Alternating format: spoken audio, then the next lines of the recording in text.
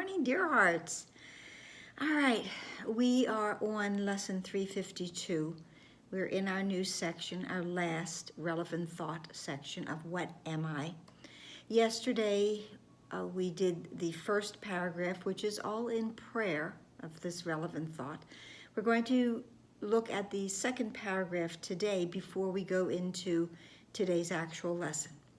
So, the second paragraph says, our use for words is almost over now. Yet in the final days of this 1 year we gave to God together, you and I, we found a single purpose that we shared. Our use for words.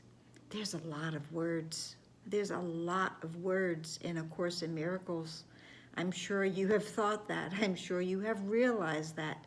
Even if you're relatively new to this course, there's a lot of words.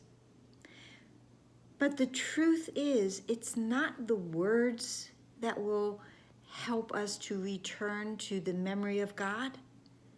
It is the thought behind the words. It is the truth behind the words. We've been told since the beginning of January, in one way or another, that there is one mind. There's one mind, and that I share with God. I share that mind with my brother as well. The use for words is almost over now because I'm coming to the realization, the awareness that our minds are joined. And if our minds are joined, we can call it telepathy. That's a word that many are familiar with here in this world, in this realm that we find ourselves. So it is the use of the telepathy. It is the joining of our minds that is why we will not need words for very much longer. We all know of this. We all have had the experience of thinking of something and then it appearing, whether it's a song on the radio, or if it's a show on TV, or it's a phone call, or it's a book. Something just clicks and it all of a sudden comes to us merely because we thought it. That's where we are now. We can think ourselves home. Our thoughts will carry us home. The final days this 1 year we gave to God together, you and I, and found a single purpose that we shared. The single purpose is to discover, remember, rejoin the truth of who we are, to come home. And thus you joined with me. So what I am, are you as well. This section, what am I? I am the sinless, guiltless, perfect child of God. And so are you. The truth of what we are is not for words to speak of nor describe. In many ways, there are no words that are sufficient. We use words as a tool now to explain and to understand as best we can. But the experience of going into God's heart and mind are not things that can be transcribed. They cannot be explained. Way back in the beginning of the text, it talks about all. All is reserved for God.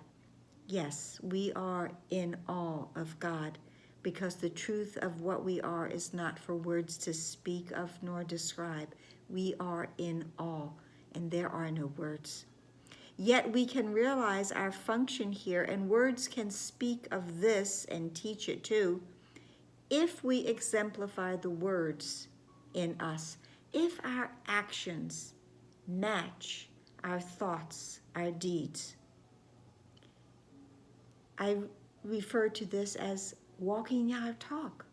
If I walk my talk, then it is easy for me to find my way home because there is no conflict. If my words and my deeds do not match, if they are in conflict, then it will be so much harder for me to truly understand who I am, because I don't understand who I am. Everything about this course is constant and consistent. From the very beginning to the very end, it is consistent. The message doesn't change. It expands, but it doesn't change. So we can realize our function, that I am the sinless, guiltless, perfect child of God. I am here. I am God's messengers and ministers. I am among them. I am here to forgive. I am here for the salvation of the world. This is our function here. Forgiveness is my function here. So my words can speak of it and they can teach it if we exemplify the words in us, if I truly do forgive, or otherwise it's just lip service and I will still need more words to find my way home.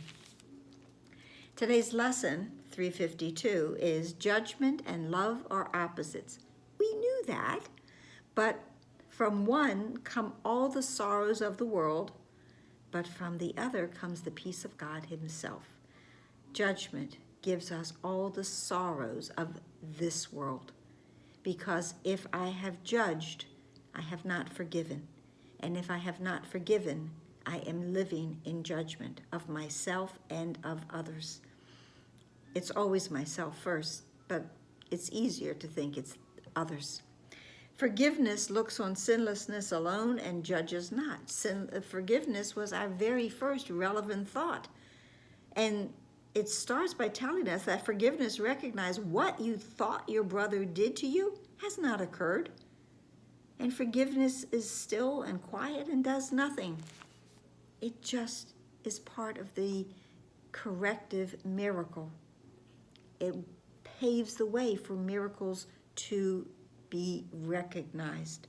So forgiveness looks on sinlessness alone and judges not.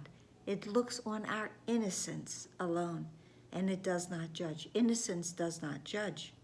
Through this I come to you. Judgment will bind my eyes and make me blind to my brother, blind to not being able to see his sinlessness, to see my brother's innocence, to see my own.